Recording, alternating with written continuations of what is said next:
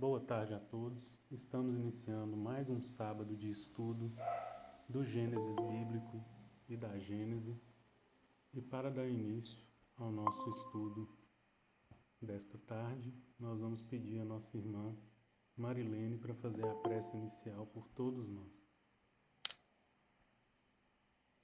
Amado Mestre Jesus, é com os nossos corações cheios de muita alegria que pedimos permissão ao nosso Pai Criador para iniciarmos esse estudo, contando com a presença dos mensageiros de luz que vêm coordenar junto com o nosso coordenador Tiago, para que possamos, mais uma vez, chegarmos ao entendimento dos seus ensinamentos.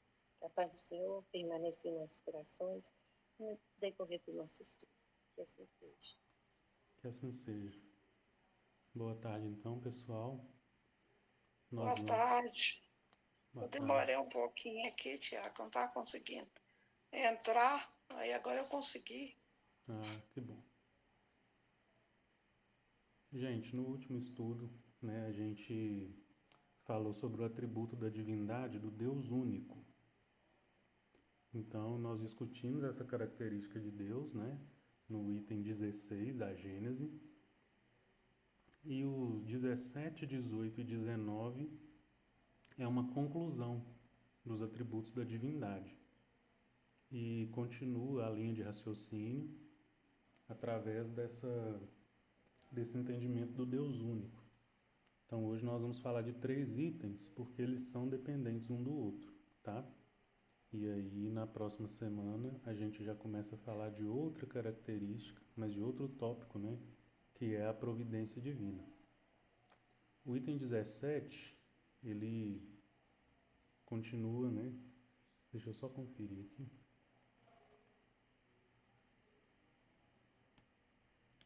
A gente viu, o Deus único, vocês lembram que a gente discutiu isso bastante.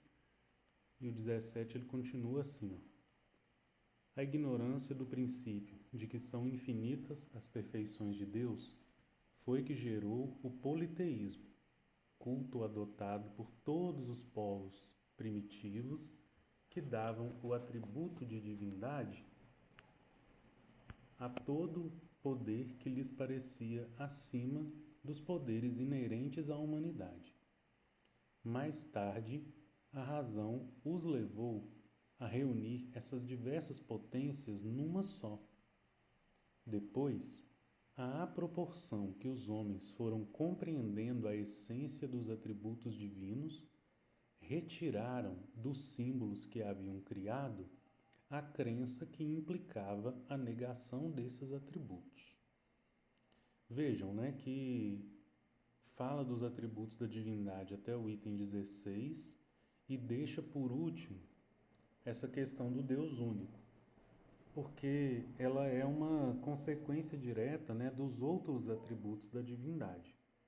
Então, o item 17 começa falando para nós exatamente isso, que se a gente não define que em Deus todas as perfeições são infinitas, todas as qualidades boas são infinitas, implica em existir algum outro ser que tenha essa capacidade que falta no Deus inicial. Então vamos imaginar, para a gente entender o que quer dizer essa relação que é feita aqui. Vamos imaginar então que Deus, imaginar, viu gente? Que Deus é infinito na bondade, é infinito na caridade, é infinito ou perfeito, na paz, mas não é perfeito na paciência. Isso implica, então, que ele não pode ser o Deus quando o assunto for paciência. E isso implica também que ele não é a causa primária de todas as coisas. Porque se ele tivesse criado a paciência, ele dominaria a paciência. Então, a questão da unicidade, ou seja, do Deus único, ela está estritamente ligada com Deus ser perfeito em tudo. Né? E na questão da paciência, precisaria então de outro ser, de outra divindade, para tomar conta da paciência. Então, quando a gente não define, né, ou ignora que são infinitas as perfeições de Deus, consequentemente gera-se o politeísmo. Porque se Deus não for perfeito em um aspecto, vai precisar de alguém que cuide daquele aspecto. E aí, gente, é natural da evolução humana. Kardec discute isso também em outras passagens, no Livro dos Espíritos, por exemplo. É natural na evolução humana, inicialmente, a ideia de vários deuses. E essa ideia surge, né, de coisas que a gente não controla, a gente atribuir a Deus. Então fala aqui, ó, que esse culto foi adotado por todos os povos primitivos que davam o atributo de divindade a todo poder que lhes parecia acima dos poderes inerentes à humanidade. Então vamos imaginar, a humanidade não consegue, nós seres humanos, não conseguimos na hora que a gente quer, por exemplo, fazer chover. Então a gente entende que isso é controlado por outro ser. E a esse ser a gente chamava de Deus. Então, por exemplo, tinha o Deus da chuva. Quando tinham os fenômenos naturais, por exemplo, terremotos, vulcões, ventanias, enchentes, tudo isso que a gente não conseguia controlar, a gente falava que era Deus. E é muito natural, num início de evolução, num início de pensamento, a gente imaginar o quê? Tem um Deus para cada uma dessas coisas. Por quê? A gente inspira o pensamento divino nas condições humanas. Então, numa sociedade, cada ser humano é responsável por uma coisa. Tem o cabeleireiro, tem o açougueiro, tem o chaveiro, tem o pedreiro, a professora, a psicóloga, a pedagoga. Cada um cuida de uma parte. Então, no início da nossa evolução, é comum, é natural a gente entender como sendo cada Deus cuidando de uma parte. E essa evolução, gente, ela é lenta, tanto que até hoje nós temos aí culturas, né, politeístas ainda. Culturas tribais, né, tem várias aí. E se a gente for lembrar na época de Jesus, o Império Romano, que dominava a época, ele tinha ali a sua cultura, né, politeísta. Então existiam vários deuses, cada um para uma coisa. Então, pessoal, quando esse pensamento ele é aceito, né, no início da evolução. Como dissemos, para ser mais fácil, porque é mais fácil a gente pensar assim. Só que surge, isso não responde a uma das questões principais da humanidade, que é exatamente quem criou as coisas. Por exemplo, na cultura romana, tinha lá o Zeus, que ele cuidava era o deus dos raios, né? Então a imagem dele era, quando tinha um relâmpago, imaginava-se que era Zeus jogando um raio ali, com a mão. Tinha um Apolo, que era filho de Zeus e era responsável pelo sol. Né? Ele carregava o sol numa carruagem, e essa carruagem dele, ele ia percorrendo, né? E deixava o sol de manhã e buscava o sol de tarde. Quando o sol se punha, era Apolo levando o sol embora. Poseidon era o deus dos mares. E aí, nessa cultura, por exemplo, admitiu-se que o Zeus era o deus dos deuses. Ele era o deus dos deuses, ele era o líder dos deuses. Mas, por exemplo, Poseidon era irmão dos Zeus e o Hades, que era o deus que cuidava do submundo, né, o mundo dos mortos, esse Hades também era irmão. Então eram os três irmãos principais, era Zeus, Poseidon e Hades.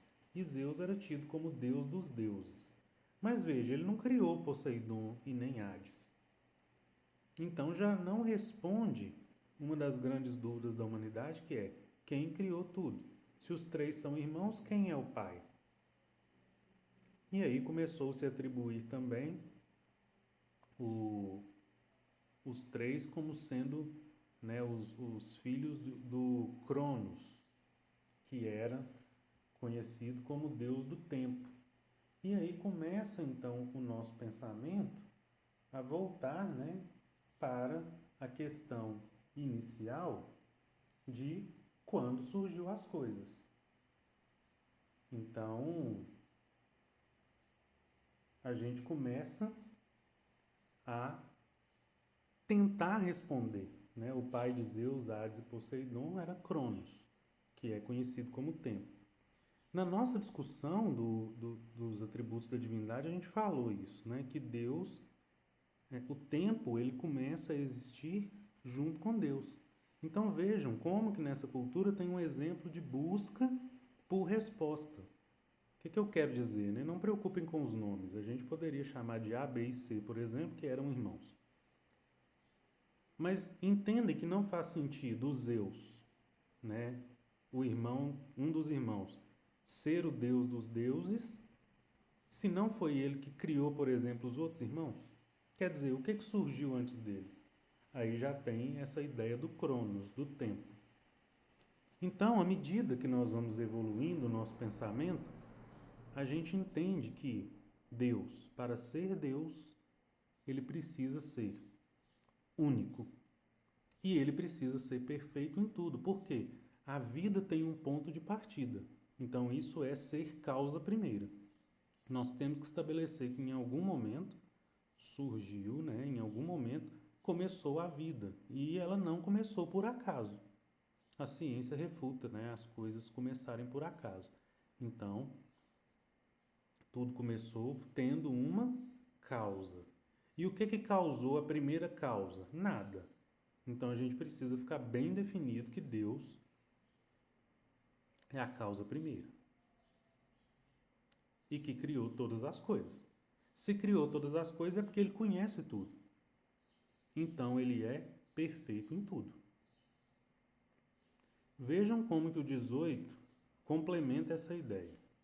Em resumo, Deus não pode ser Deus senão sob a condição de que nenhum outro o ultrapasse. Porquanto o ser que excedesse no que quer que fosse, ainda que apenas na grossura de um cabelo, é que seria o verdadeiro Deus.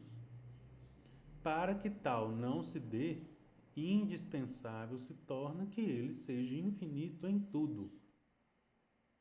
É assim que, comprovada pelas suas obras, a existência de Deus, por simples dedução lógica, se chega a determinar os atributos que o caracterizam.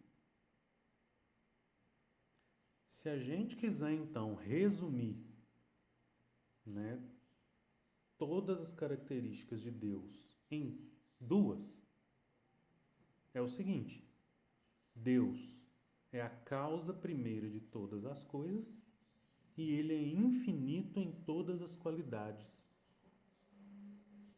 Ele tem conhecimento infinito de todas as coisas. E isso implica que ele é único. Porque ele nasceu primeiro, né? Nasceu não, ele existe primeiro do que todos os outros. Então isso já dá a ele o primeiro atributo de divindade principal, que é ser a causa primeira. Ninguém pode ter nascido, sido criado junto com ele. E o segundo é infinito em todas as coisas. Por quê? Se alguém ultrapassar Deus em alguma característica, ainda que seja, né, na grossura de um fio de cabelo, Deus deixa de ser Deus. Ele não pode ter Se alguém, por exemplo, for mais paciente do que Deus, que foi o nosso exemplo inicial, é porque esse ser conhece mais de paciência do que Deus. Então Deus não poderia ter criado a paciência. Deu para entender, gente? Vocês querem comentar alguma coisa? A Gênese ela tem, né, essa pegada aí mais voltada para a ciência, né? É o livro mais científico das obras básicas do Espiritismo. Então, em Ô, algum... Tiago, Oi. eu estava aqui analisando assim, o nosso comportamento no dia de hoje. A gente toda ciente que Deus, ele tem todos esses atributos e ele é o único. Mas a gente ainda coloca ele assim como, assim, sempre a gente não, muitas pessoas se atêm ao que eles adquirem de forma, digamos assim, material, através de outras entidades, através de outras. Por exemplo, muita gente fala assim: ah, minha vida melhorou depois que eu fui pastor de igreja, que eu fui para a igreja evangélica, né? Às vezes, eu adquiri as coisas depois que eu fui para Umbanda, ou para Candomblé, ou para várias outras religiões que materialmente nos favorece, mesmo que seja de momentâneo. Então, acho que a gente sabe de tudo isso, mas ainda não tem essa ideia convicta de que Deus é acima de tudo. Então, a gente ainda se perde nessa convicção. Sim. Eu consegui isso porque eu estou em determinada religião, porque os amigos espirituais me ajudaram, né? Sabendo-se que acima deles é Deus. Então, acho que a gente faz Você acha que a gente faz essa analogia porque a gente ainda não confia plenamente que Deus é superior a todas essas entidades? Será? Ou uma ignorância da parte da gente? Eu imagino que contribui, né, o fato da gente não... Primeiro, né, quando a gente fala desse tipo de comportamento, geralmente essas pessoas elas não vão ter o conhecimento que a gente tem através da doutrina espírita. É muito mais É fácil isso a gente mesmo. ver o caminho inverso, né? As pessoas saírem de outras religiões e virem para o espiritismo. E a gente já discutiu isso aqui, né, gente? Quando nós conversamos sobre o que fez cada um de nós chegar ao espiritismo, né? Muitas vezes foi o consolo, foi o acolhimento, mas na verdade o que atrai para o espiritismo é o esclarecimento. É a gente passar a entender o que acontece depois da morte e de onde nós viemos. Para as outras religiões, essa ideia de que Deus é o Pai, é o Criador, mesmo que ainda limitada, ela é bem aceita. Mas a questão da vida após a morte, ela pega muito ainda as pessoas.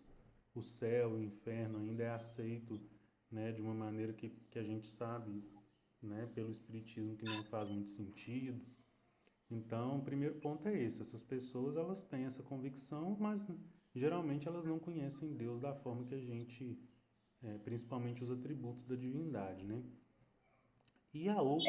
Porque para ter essa noção, só estudando mesmo, né, Tiago? Porque se a gente não estudar, às vezes a gente nem tem essa linha de raciocínio. A gente acha que adquire as coisas ou de uma certa mágica, ou de um certo esforço, mas sem saber que acima de tudo tem assim, a permissão divina, né? E Sim.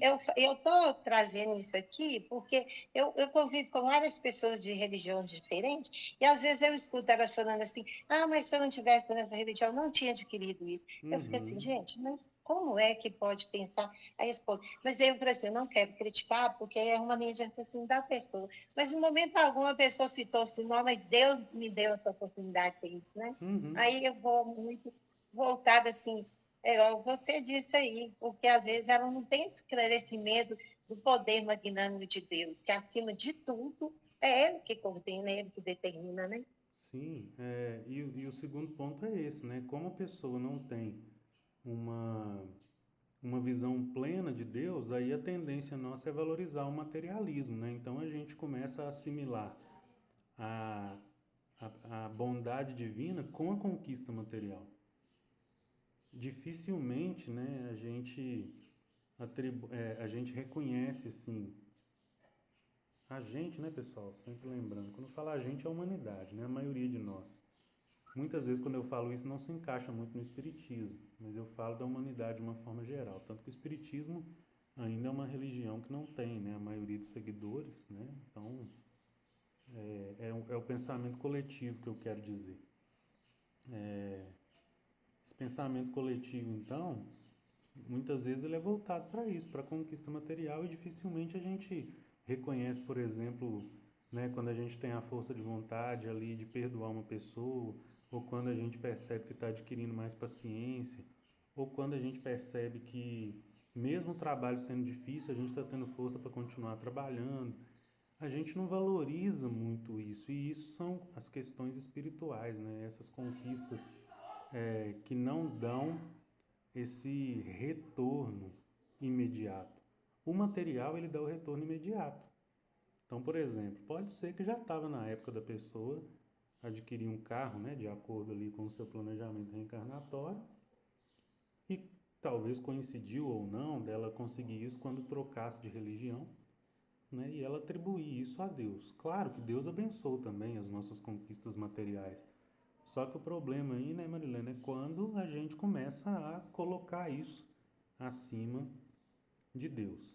E o outro ponto que eu queria colocar é que quanto menos, né, quanto mais assim, não vou dizer menos evoluído não, mas quanto menos conhecimento dos atributos da divindade, mais essa atração pelo material. Só que de alguma forma, né, essas pessoas elas precisam chegar a Deus. Então, por exemplo, né, Jesus, quando ele veio, daqueles que o acompanhou, foram poucos que o seguiram. Exatamente porque as ideias dele eram muito inovadoras, poucos entendiam, e elas não tinham recompensa material nenhuma. Pelo contrário, elas favoreciam mais o desapego, né? Os apóstolos deixaram tudo para seguir Jesus. Aquele jovem rico, né, que falava que seguia a lei, quando Jesus fala para ele vender todos os bens, doar aos pobres e aí seguir Jesus, ele titubeia e não vai.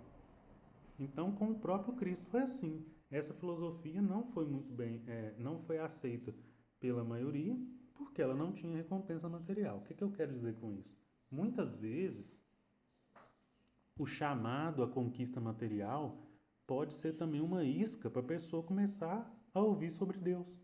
Querendo ou não, né, se ela vai lá na igreja porque ela acredita que ela vai conseguir ganhar um carro, comprar um carro, né, que ela vai ter mais estabilidade financeira, se ela vai lá junto disso, ela também está ouvindo o Evangelho. Então, pode ser que em muitos casos seja o planejamento divino.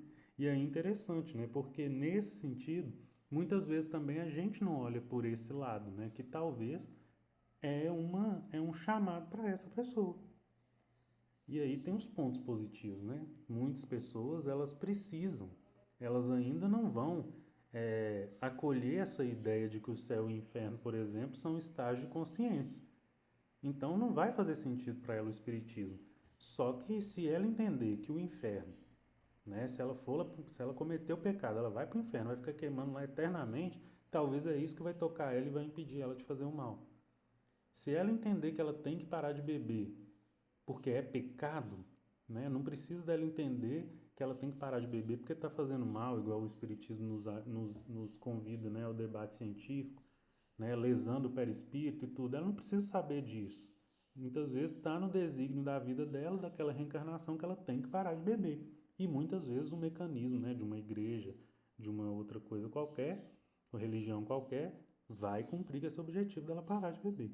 Então é aquela história, tudo é um preparo, né? Mas certamente faz diferença. Dá para nós um entendimento maior quando a gente sabe, né, e a gente vê esses atributos da divindade, vê o tanto que faz sentido e vê que Deus é soberano. Tem os pontos negativos também, né? A gente já viu aí religiões, por exemplo, vendendo lote no céu, né, gente? Vendendo chave do céu para quando a pessoa morrer, né, ela ter lá onde ficar. Enfim, não existe isso, né? E muitas vezes por fanatismo as pessoas caem nisso. Eu costumo brincar que tem o Minha Casa Minha Vida e tem gente com Minha Casa Minha Morte, né, querendo vender chave para, enfim, para outros locais aí. É mesmo. E outras coisas, né? Que aí a gente vê que já é o quê? Não é a religião, né, gente? Não é a religião, é o religioso. Da mesma forma o espiritismo, né? Nós tivemos aí o nosso irmão, né, o João de Deus, que tinha um trabalho maravilhoso e caiu aí no equívoco, né, na ignorância e julgou por terra uma reencarnação que tinha tudo para ser muito bem sucedida e aproveitada. Por quê? Sucumbiu também ao prazer, né, ao desejo material, né? Então, não são as religiões, né? Todas as religiões elas têm ali a sua filosofia que aproxima muito uma da outra. O negócio é o religioso. É verdade. Igual eu não tenho assim, muito conhecimento sobre a história do governador do Egito, na época que tinha vários deuses, né? E eu não tenho muito conhecimento, mas às vezes eu vejo as pessoas contextualizando a Bíblia assim, de uma forma mais específica dessa época, e Uhum, eu vejo que a história do José, por exemplo, ele passou por muitas provações até chegar a ter o poder da liderança do Egito, né? Então, sim. assim, pelo que conta nas histórias bíblicas, não sei até que ponto é verídico, mas pelo que conta, ele sofreu muito, né? Ele foi vendido como escravo, depois Uhum, teve lá muito auxílio de Deus, e ele, em momento algum, ele desacreditou do poder sim. de Deus. Então, Uhum, assim, pelo que eu soube, ele, assim, ele não utilizou de outros, assim, geralmente quem tinha outros deuses, tinha, assim, muitos poderes, aliás, muitos bens materiais, né? sim. Em abundância. E no caso dele, só sofrimento, labuta e miséria e tudo, ao ponto dele chegar a liderar um país com a ajuda de Deus através do sofrimento que a época, né, ia surgir. Sim. Que, pelo que eu fiquei sabendo, era a fome. Eu acho que esse exemplo, trazendo para os dias de hoje, a gente ainda tem que trabalhar muito essa questão de acreditar que qualquer provação que a gente esteja vivenciando, que Deus é permitido por Deus, porque a gente passa aqui, é igual você falou, por algum benefício, né? Uhum. O José ele vai de escravo a governador, né, do Egito. Realmente é um exemplo de superação e eu acho que você foi muito feliz nesse exemplo, né, porque José ele vem da, do povo hebreu, né? Ele foi vendido ali pelos irmãos. Ele foi vendido porque ele tinha ele tinha uma mediunidade que ele previa, né, muitas coisas por sonho. E aí teve um dos sonhos lá que ele previu que os irmãos dele um dia iam adorá-lo, iam venerá-lo. Aí os irmãos ficaram com raiva, venderam ele como escravo para o Egito. E aí só que ele começou a utilizar dessa mediunidade, né? Na Bíblia, claro, não fala mediunidade, mas ele começa a utilizar desses sonhos para dar direcionamentos para o faraó na época. Então ele vira ali o braço direito do faraó. Depois que o faraó desencarna, ele lidera o povo, ele assume o posto de governador do Egito. Mas muito bem colocado esse exemplo, porque, né, gente, é uma ilustração simbólica aí, né, da vitória do Deus único, né, da fé nesse Deus, da fé nas origens, frente ao materialismo, né? E veja, materialismo também é o politeísmo, né? Ele tem uma ascensão, né, interessante. Então, talvez é isso que falte, né? A gente saber que nas dificuldades, Deus sendo perfeito em tudo, nas dificuldades ele também está agindo ali para que a gente consiga alguma coisa. E muitas vezes a gente pode sair de escravo para um líder, né? Para um governador. Essa escravidão também, né, gente, ela é simbólica, né? Quando a gente fala de escravidão assim, nós somos escravos das nossas próprias escolhas, né? Dos nossos próprios, do nosso livre-arbítrio, né? Do nosso destino, porque nada nessa vida vem com injustiça, exatamente porque Deus é justo, bom, misericordioso, enfim, perfeito em tudo. Então todas as provações elas têm motivo, né? Mas alguém quer falar alguma coisa?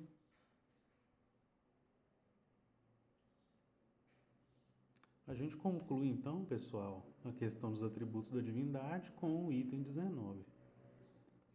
Deus é, pois, inteligência suprema e soberana, é único, eterno, imutável, imaterial, onipotente, soberanamente justo e bom, infinito em todas as perfeições, e não pode ser diverso ou diferente disso.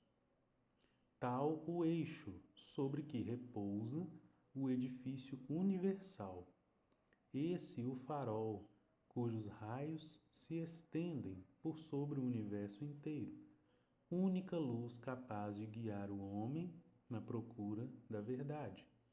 Orientando-se por essa luz, ele nunca se transviará.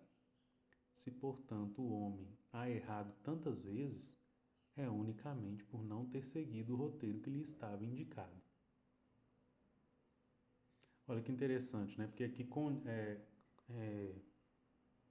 traz, né, a questão da gente entender esses princípios da divindade, colocar isso em prática, né? Se a gente coloca esse conhecimento em prática, essa confiança, essa fé em Deus, é difícil de fazer errado, porque traz para a gente um consolo de que não importa o que esteja acontecendo, Deus é perfeito em tudo.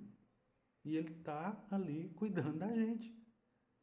Então, se a gente colocasse em prática essa fé, né, fosse fiel, né, que a gente já discutiu que a fé é a fidelidade, seria bem mais tranquilo, né? Então, muitas vezes, né, o homem tem errado, né, tantas vezes, unicamente por não seguir o roteiro que foi indicado. Veja, se foi Deus que indicou, né, o roteiro, o caminho que nós precisamos seguir, não tem como dar errado, gente.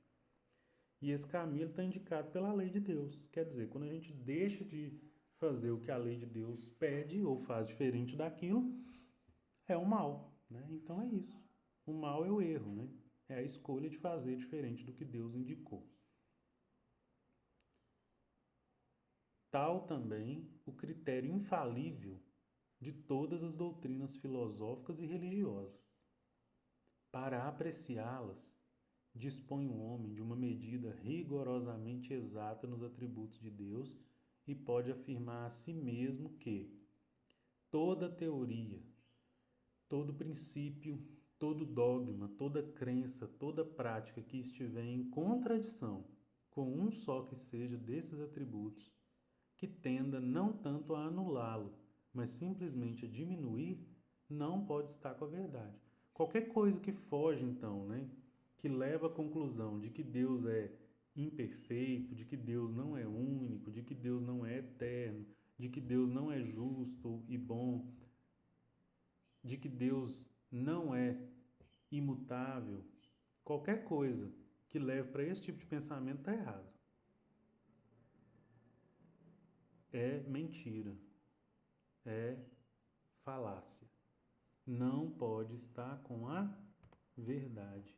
E aí, gente, verdade é uma palavra muito forte, né? Jesus usa várias vezes.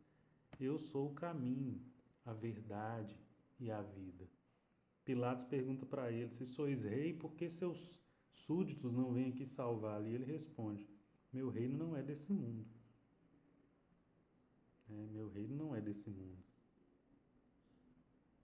Eu vim. Ele fala alguma coisa da verdade. Eu vim para. Eu não recordo bem. Deixa eu pesquisar. Mas eu sei que ele fala: e aqueles que estão com a verdade estão comigo. Quer ver? É porque, né? O que eu quero dizer com isso? Essa verdade, ela é exatamente a lei de Deus, né? Ela é exatamente a lei de Deus. E Jesus, ele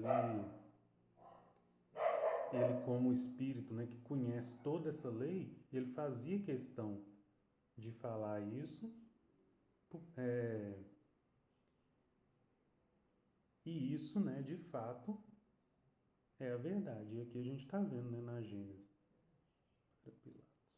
Deixa eu ver aqui o versículo certinho.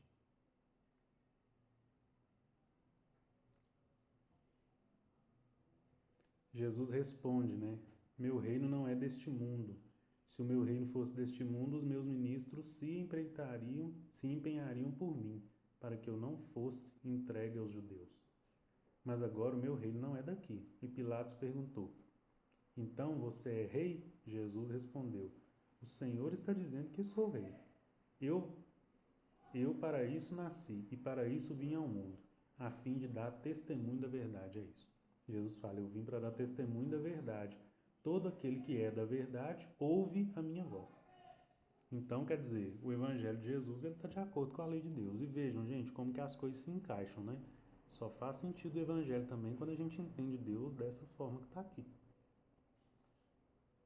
E finaliza, né? Em filosofia, em psicologia, moral, religião, só há de verdadeiro o que não se afaste nem um tio das qualidades essenciais da divindade. A religião perfeita será aquela de cujos artigos de fé nenhum esteja em oposição àquelas qualidades, aquela cujos dogmas todos suportem a prova dessa verificação sem nada sofrerem. Quer dizer, a gente pega a religião, então, dogma, seja lá o que for, e vê se está de acordo com isso aqui, ó. Deus é a inteligência suprema, soberana, único, eterno, imutável, material, tá. Se a filosofia estiver de acordo com isso aqui, está de acordo com a verdade. Diferente disso aqui, nem que seja por um tio, é equívoco, tá, gente? E aí nós precisamos entender o seguinte, nós não queremos de maneira alguma dizer que só o Espiritismo então está com a verdade, porque só o Espiritismo traz isso aqui. Não é isso. O negócio não é religião. O negócio é o religioso. Tem pessoas de outras religiões que talvez entendam no seu íntimo ou colocam em prática melhor do que muitos espíritas esses princípios aqui da divindade. O que acontece, né, a realidade que a gente tem agora aqui, pelo menos nesse grupo, né, todos estamos tendo a oportunidade de aprender isso aqui, através do Espiritismo, que é uma religião, né, que aceita, né, a ciência, os outros princípios religiosos, então ela está mais... A gente tem mais facilidade, né, de aprender, tem mais possibilidade de aprender através do Espiritismo, que aceita, né, tem a mente mais aberta. Mas, de novo, né, todas as religiões elas vão evoluir para esse pensamento aqui, ó. Todas as filosofias, toda a humanidade. Então, a tendência, né, as religiões serem aí mais assertivas nessa questão de aceitar os princípios da divindade, aceitar a ciência e aceitar a reencarnação, enfim. E aí caminhar, né, para aquilo que o Espiritismo traz. Não necessariamente todas as religiões serem espíritas, mas sim espiritualistas. Porque vai chegar um momento que vai ser impossível negar a existência, né, do mundo espiritual, da reencarnação. A gente está caminhando para que isso aconteça em um tempo relativamente pequeno. Mais alguém, gente?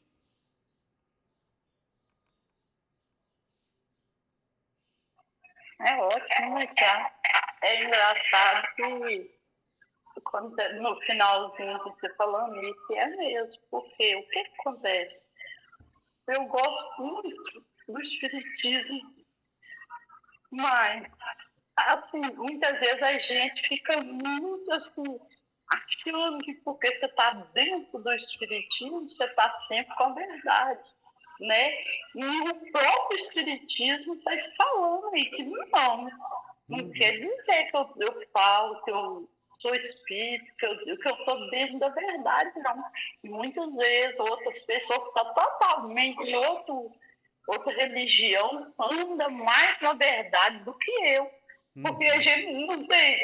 Muitas vezes a gente que é do meio espírita, assim, a gente mesmo tem hora que a gente acha que a gente é melhor do que o outro, Sim. entendeu? Que você sabe mais do que o outro. Você pode até saber, mas praticar, a gente não está praticando, Uhum. né? E o que interessa não é o saber, é o você praticar. Porque muitas vezes a pessoa não sabe daquilo, mas pratica a caridade, o amor, o entendimento muito melhor do Uhum. que eu de falando daquilo. Né? Sim. É muito bacana mesmo, tudo é ótimo.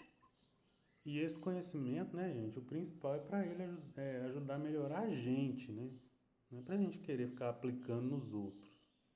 É uma tendência até natural, né? Porque a gente vê que o espiritismo faz bem, aí muitas vezes a gente quer recomendar, às vezes até forçar de alguma forma a pessoa a entrar, aí, a tomar um passe, não sei o quê. E às vezes não é a hora dela, né? Então a gente tem, né, quando procurados, claro, nós não podemos negligenciar o auxílio que o espiritismo pode dar. Só que a gente tem que tomar esse cuidado de respeitar também o limite do outro, né? A gente, porque assim como o Evangelho, né? Jesus fala, os sãos não precisam de médicos, né? Ele veio para os doentes. Então, às vezes, o fato de a gente estar no Espiritismo é exatamente porque a gente precisa entender tudo direitinho para crer, né? Só a fé ali em Deus. Ah, Deus é o Pai, né? Eu mesmo sou assim.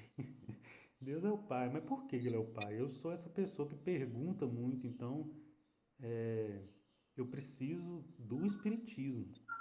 Mas tem outras pessoas que a fé dela é tão melhor do que a minha que só dela ouvir que Deus existe, ela já acredita e já faz o que tem que ser feito. Então tem Mas você esse... trouxe uma coisa interessante aí, sabe por quê, Tiago? Que é o que a Silva trouxe. Às vezes a gente está na doutrina espírita, a gente pega só a questão do fenômeno, a questão das coisas que acontecem no cotidiano. Mas essa busca desse conhecimento, igual você traz aí da Gênesis, que eu acho que agrega a toda essa a esses benefícios que a doutrina espírita traz. Por Uhum, causa de quê? Porque se você não tiver esse conhecimento, buscando minuciosamente a história bíblica e trazendo assim, a Gênesis e tudo, aí o que um espírito falar para você é verdade. E sim. se o espírito falar que além de Deus existe outra superioridade? Aí você vai acreditar, porque você não tem o conhecimento. Então, eu acho que é Uhum, interessante, lá quando traz no Evangelho segundo o Espiritismo, instruí-vos e amai. Porque se a gente não tiver essa instrução, eu principalmente, né, falo por mim mesma. Antes que eu não tinha um pouco de conhecimento da gente, isso aí passava na minha mente, assim, muito vagarosamente, né? A questão, uhum, Deus é superior. Mas aí não adentrava, minuciosos, os atributos, na magnitude dele, de tudo que ele traz. A gente tem essa visão, mas não tem esse conhecimento mais apropriado. Então, o que você trouxe aí é muito bacana, porque questão de a gente ser espírito, a gente abrange a todo esse conhecimento e é necessário para que a gente até aprenda a praticar, né? sim. Não tem como fazer se a gente não sabe, né, o que tem de fazer. Então, o objetivo principal, né, gente, da doutrina espírita é a reforma íntima. E essa reforma íntima, até a mediunidade, né, que talvez seja o que chame mais atenção frente às outras religiões. Kardec deixa claro isso lá no Livro dos Médiuns. A mediunidade é uma ferramenta para ajudar na evolução do espírito. E muitas vezes, espíritos que comprometidos ali com o passado, né, de desvios, de dívidas, a mediunidade vem como ferramenta para auxiliar. Não é, não é todo médico é igual o Chico Xavier, não, gente. Né? Para a maioria, a mediunidade é uma ferramenta para ajudar a evoluir, para entender, né? Até para aumentar a fé, para começar a ver coisas que não viam, né? Eu, por exemplo, até os 17, 18 anos, eu não acreditava em doença psicológica de jeito nenhum. Ah, doença... Não, eu era muito cético, né? Até que em 2018, com 18 anos, 2005, eu fui acometido por um estado depressivo e hipocondríaco, né? Aquela pessoa que tem medo de adoecer, que imagina a doença e sente sintomas. Eu fiquei uns 3 meses. E aí eu passei a acreditar, porque começou a acontecer comigo, né? Então, muitas vezes a gente precisa desse reforço, né? Para a gente entender como que Deus age, existe, né? Então, até a mediunidade que chama atenção, né? Ela não é o principal. E muitas vezes o espiritismo falha nisso, né? De colocar a mediunidade como ponto central, colocar o fenômeno, dedicar muito para aquilo e esquecer do básico que é o evangelho e as obras básicas. Se eu tenho o evangelho e eu tenho obras básicas, o estudo delas, eu tenho o quê? Isso que a Marilene comentou, o esclarecimento para eu começar a fazer o certo. Né? Então, para entender a mediunidade, para questionar, né? Principalmente, né? É por isso, né? E aí um outro problema, né? Agora não vejo com tanta frequência não, mas até um tempo atrás eu via. Pessoas ali com a mediunidade iniciando, que não tem conhecimento nenhum de princípio da doutrina espírita e sendo levada para mesa mediúnica, né? Então hoje já tem uma consciência de que essa pessoa precisa da prática, sim, né, do fenômeno e tal, mas principalmente ela precisa entender bem sobre os princípios da doutrina espírita para também ajudar a melhorar ela. A mediunidade não ficar ali como uma coisa mágica, não, a mediunidade tem sentido. Entender isso, né? Que é uma ferramenta como qualquer outra, só que é uma ferramenta de comunicação do espírito. É uma maneira de exercer o evangelho. A mediunidade é isso. É uma maneira de exercer o evangelho. Assim como na sala de aula é uma maneira de exercer o evangelho, dentro de casa é isso, né? Então, no estudo em grupo a gente tem a oportunidade, né, de falar sobre isso, que muitas vezes é uma coisa que não é tão aceita assim. Não é que não é aceita, né, mas não convém a gente falar em palestras, coisas, mas um chamado para nós, né, gente? Quando a gente vê a oportunidade de falar sobre, conhecer alguém que precisa, junto da mediunidade também o evangelho, para que seja bem sucedida a tarefa. Senão a pessoa vira um telefone, né? Ela vira um aparelho de comunicação e sem transformação moral nenhuma, não entende a sintonia que ela está conectando ali, né? E veja como que a mediunidade é importante, né? E por que da moral do médium? Quanto mais a moral do médium é elevada, mais a sintonia é positiva e menos agressivas comunicações, menos mal faz para o médium. Começa a sintonizar, aproximar de espíritos bons, né? De ter interações positivas. E se eu aproximo de pessoas, né? De espíritos bons, automaticamente eu vou me melhorando. É igual você trouxe o exemplo de João de Deus. Era um excelente médium, mas infelizmente, né, foi pego de sobressalto aí, por algum motivo qualquer seja, possa ser qualquer um de nós, mas ele deixou esse exemplo aí de que se realmente tivesse a sintonia que você trouxe aí e talvez priorizasse mais o evangelho, talvez, né, ele não deveria ter caído assim com tanta facilidade como foi, né?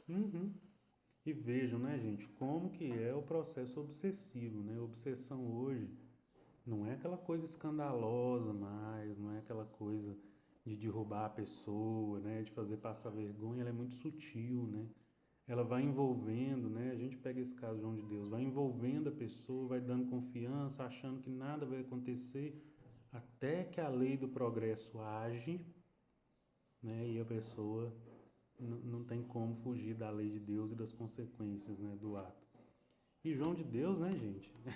Essa questão do espiritismo é tão interessante, né, que a gente vê assim que a nossa religião ela é muito bacana, claro, mas os religiosos, né, às vezes nós mesmos da religião, a gente vê que a gente não é muito diferente das outras pessoas, porque quando teve esse escândalo do João de Deus, um tanto de gente fazendo questão de falar que ele não era espírito, que o centro lá dele não tinha nada a ver com a febre, não sei o quê. Eu já vi, né, em várias palestras antes do escândalo lá com ele, as pessoas citarem João de Deus, citar ele como exemplo na mediunidade de cura e tal. E aí depois que teve um deslize, né, falar que não tinha nada a ver com o espiritismo, que não era isso. Não sei se vocês pegaram isso, mas assim, nós precisamos ter, né, na nossa consciência isso, que o espiritismo, a filosofia espírita, ela é maravilhosa. E o que um espírito ou outro vai fazer ali diferente disso não é problema do espiritismo, é da pessoa. E nós no espiritismo também estamos sujeitos a cair, né, se a gente não tomar conta de nós mesmos. Verdade. Deu nosso horário, gente. Hoje eu já imaginava, né? Viu que a gente ficaria só na Gênesis mesmo, mas era importante a gente fechar essa parte. E no próximo estudo nós vamos falar da providência divina, muito interessante. Como que Deus consegue nos auxiliar, nos ajudar. Beleza? E aí no próximo também a gente faz, né, o nosso tradicional Gênesis bíblico. Vamos então elevar os pensamentos a Deus e agradecer mais uma vez pela oportunidade de estarmos aqui reunidos em seu santo nome. Agradecer por toda bênção, por toda paz,